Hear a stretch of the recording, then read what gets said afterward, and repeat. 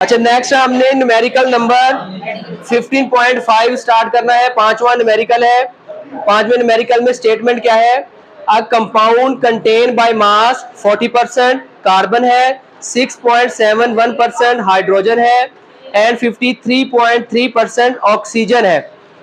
0.320 mole of this compound वे कहते हैं वजन को, मास को 28.8 ग्राम है। What is the molecular formula of this compound? ये कॉम्प्लेक्स सा न्यूमेरिकल हमें दिया हुआ है। सीधा सीधा डाटा जो है वो किसी का भी नहीं दिया हुआ। पहले आपको परसेंटेज दी गई है, उस परसेंटेज से आप पहले उसका एम्पिरिकल फॉर्मूला मालूम करोगे। एम्पिरिकल फॉर्मूला मालूम करने के बाद उसका जो है एम्पिरिकल फॉर्मूला मास मालूम करोगे। फिर उसके बाद यहाँ पे कंपाउंड का मोलर मास भी नहीं दिया गया। मोलर मास मालूम करने के लिए आपको दो वैल्यूज दे दी गई है, एक कंपाउंड का मास दे दिया गया है और एक क्या दे दिया गया है, मोल्स की तादाद दे दी गई है। तो वहां पे आप मोल्स की तादाद और जो मास है उसको मल्टीप्लाई करके आप मोलर मास हासिल कर सकते हो। क्योंकि मॉलिक्यूलर फॉर्मूला मालूम करने का फॉर्मूला क्या है? Empirical formula multiply by n. हमारे पास तो यहाँ पे एम्पिरिकल फॉर्मूला ही नहीं दिया गया, बल्कि एलिमेंट्स की परसेंटेज दे दी गई है। उस परसेंटेज का इस्तेमाल करके हमने पहले एम्पिरिकल फॉर्मूला मालूम करना है, फिर उसके बाद हमने एन की वैल्यू मालूम करनी है, क्योंकि एन की वैल्यू भी नहीं दी गई।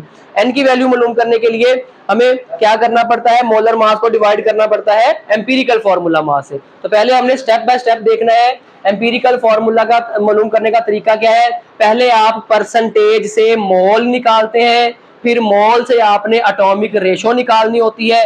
उस एटॉमिक रेशो को फिर जो एलिमेंट्स के सिंबल है उनके साथ अटैच करके एम्पिरिकल फॉर्मूला बनाया जाता है। तो वो कैसे होगा? पहले हमें कार्बन की परसेंटेज कितनी दी गई है? 40%। हाइड्रोजन की परसेंटेज कितनी है? 6.71%। ऑक्सीजन की कितनी है? 53.3%। अब हमने मालूम क्या करना था? मॉलिक्यूलर फॉर्मूला मालूम करना था।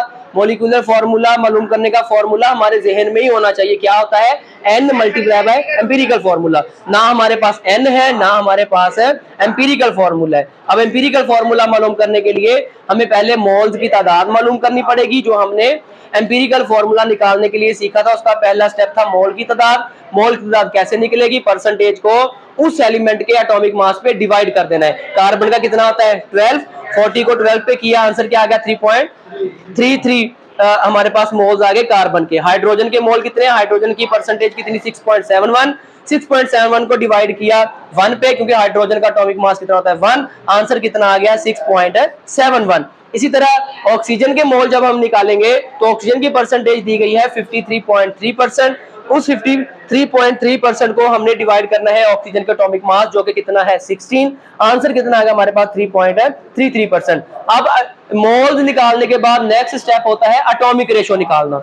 एटॉमिक रेशो हम कैसे निकालेंगे? आपने देखना है कि इनमें से सबसे कम मोल्स की तादाद किसकी है। ये दोनों इक्वल है, 3.33। जो सबसे कम होगा करना उस पे। अब दोनों इक्वल है तो इनमें से कोई भी वैल्यू ले लो, चाहे ये वाली ले लो चाहे ये वाली ले लो। इनको इस वैल्यू के ऊपर सबको डिवाइड कर देना है। अब देखो 3.33% के लिए पहले आपने कार्बन की एटॉमिक रेशो निकाली, तो 3.33 को डिवाइड कर दिया 3.33 पे, आंसर कितना आ गया? 1। इसी तरह हाइड्रोजन के कितने थे? 6.71। हाइड्रोजन की एटॉमिक रेशो निकालने के लिए हमने 6.71 को डिवाइड कर दिया 3.33 से, आंसर कितना आ गया? 2 आ गया। ऑक्सीजन की एटॉमिक रेशो हमने निकाली, 3.33 को डिवाइड कर दिया 3.33 से, आंसर कितना आ गया? 1। अब कार्बन कितने हैं? 1। हाइड्रोजन कितने हैं? 2। और ऑक्सीजन कितने हैं? 1। तो हमारे पास एक एम्पिरिकल फॉर्मूला आ गया CH2O। कार्बन भी एक है, हाइड्रोजन 2, ऑक्सीजन तीसरा जो है, ये हमारे पास एक एम्पिरिकल फॉर्मूला आ गया। यहां तक एम्पिरिकल फॉर्मूला निकालने के बाद हमने क्या करना है? साथ ही इसका एम्पिरिकल फॉर्मूला मास भी मालूम कर लेना है, क्योंकि हमें एन की वैल्यू मालूम करने के लिए एम्पिरिकल फॉर्मूला मास की जरूरत पड़नी है। तो कार्बन कितना होता है? 12। हाइड्रोजन कितना होता है? 1। 2 एटम है तो 2 इसके साथ मल्टीप्लाई कर जाएंगे। और ऑक्सीजन कितना होता है? 16। इन सबको कैलकुलेट करो तो आंसर आ जाएगा हमारे पास 30 ग्राम। ये हमारे पास आ गया एम्पिरिकल फॉर्मूला मास। नेक्स्ट है मोलर मास ऑफ कंपाउंड, क्योंकि हमें कंपाउंड का मोलर मास भी चाहिए। क्योंकि अगर हमने एन की वैल्यू मालूम करनी है तो एन की वैल्यू मालूम करने का फॉर्मूला क्या है? Molar mass divide by empirical formula mass. Empirical formula mass हमारे पास आ गया, रह क्या गया हमारे पास मोलर मास। मोलर मास मालूम करने के लिए हमें उस कंपाउंड के मोल और मास जो है वो न्यूमेरिकल के अंदर दिए गए थे। वहां पे मास जो है वो मोल्स की तादाद कितनी दी गई है, 0.320 मोल्स जो है वो दिए गए हैं कंपाउंड के, और मास कितना दिया गया है न्यूमेरिकल के अंदर ही 28.8 ग्राम। अब मोलर मास हमने मालूम करना है, तो मोलर मास निकालने का फॉर्मूला ये है कि अगर आप मोल को उसके एटॉमिक मास से मल्टीप्लाई कर दो तो हमारे पास क्या आ जाएगा, मोलर मास आ जाएगा। मोल कितने थे 0.320 और मोलर जो मास था वो कितना था 28.8, दोनों को मल्टीप्लाई किया आंसर आएगा हमारे पास 90 ग्राम। ये आ गया कंपाउंड का मोलर मास। और एन की वैल्यू मालूम करने का फॉर्मूला क्या था, molar mass divide by empirical formula mass. Molar mass कितना निकला है 90 ग्राम और एम्पिरिकल फॉर्मूला मास कितना निकला है 30 ग्राम। इनको हमने डिवाइड कर दिया तो हमारे पास किसकी वैल्यू आ गई, एन की वैल्यू आ गई। अब हमने मालूम क्या करना था, मॉलिक्यूलर फॉर्मूला, और मॉलिक्यूलर फॉर्मूला मालूम करने का फॉर्मूला क्या था, n multiply by empirical formula. Empirical formula भी निकाल लिया हमने, एन की वैल्यू जो है वो भी हमने निकाल ली। एन की जगह पे हमने वैल्यू को पुट कर दिया, कितने थे 3, और एम्पिरिकल फॉर्मूला क्या था CH2O। अब इस 3 को इनके साथ क्या कर देना है, मल्टीप्लाई कर देना है। 3 1 दा 3, 3 2 दा 6, 3 1 दा 3।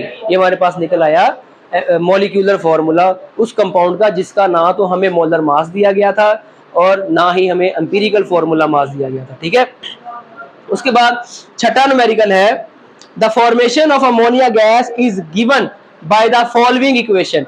इस इक्वेशन के मुताबिक जो है एक केमिकल रिएक्शन होता है जिसमें 3 हाइड्रोजन के मोल और 1 नाइट्रोजन का मोल आपस में मिलके क्या बनाते हैं, अमोनिया के 2 मोल बनाते हैं। अमोनिया गैस NH3 अमोनिया को कहते हैं।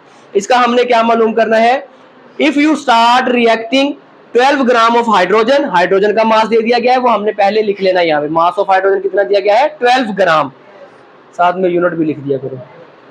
उसके बाद एंड 64 ग्राम ऑफ नाइट्रोजन, और नाइट्रोजन कितने ग्राम है 64 ग्राम। तो हमने लिमिटिंग रिएक्टेंट भी मालूम करने के लिए आपको सबसे पहले जो रिएक्टेंट्स हैं उनके मोल्स की तादाद की जरूरत पड़ती है। तो मोल्स की तादाद निकालने के लिए जो आपको मास दिया जाएगा उसको आपने उसके एटॉमिक मास पे क्या कर देना है, डिवाइड कर देना है। अब मास यहाँ पे कितना दिया गया है 12 ग्राम और नाइट्रोजन का कितना दिया गया है 64 ग्राम, जबकि हाइड्रोजन का मोलर मास कितना है 2, नाइट्रोजन का मोलर मास कितना है 28। उनको उनकी अपनी वैल्यूज के ऊपर डिवाइड कर दो, हाइड्रोजन का होगा 12 को 2 के ऊपर डिवाइड करो, आंसर आ जाएगा 6। और नाइट्रोजन के निकालने के लिए जो 64 उसका वजन दिया गया था उसको डिवाइड कर दो उसके मोलर मास 28 पे, आंसर आ जाएगा 2.29। अब यहाँ पे हमारे पास एक वैल्यू आ गई कि हाइड्रोजन के कितने मोल्स हैं 6 और नाइट्रोजन के कितने मोल्स हैं 2.29। अब यहां पे हमने वैल्यू निकालनी है, अगर 1 मोल नाइट्रोजन का यूज हो रहा है तो हाइड्रोजन के कितने मोल यूज हो रहे हैं 3। ठीक है, 1 mole of nitrogen use hydrogen, nitrogen का 1 मोल कितने हाइड्रोजन के मोल यूज करता है 3 मोल। अब यहाँ पे नाइट्रोजन के बने कितने थे 2.29, अगर इतने बने हैं तो हाइड्रोजन भी तो इसके 3 गुना यूज होंगे ना यहाँ पे। तो हाइड्रोजन को इस 2.29 से हमने क्या कर देना है, मल्टीप्लाई कर देना है। 3 को जब हमने 2.29 से मल्टीप्लाई किया आंसर आ गया हमारे पास 6.87, जबकि टोटल मोल जो है वो रिएक्शन में हमें कितने दिए गए हैं 6।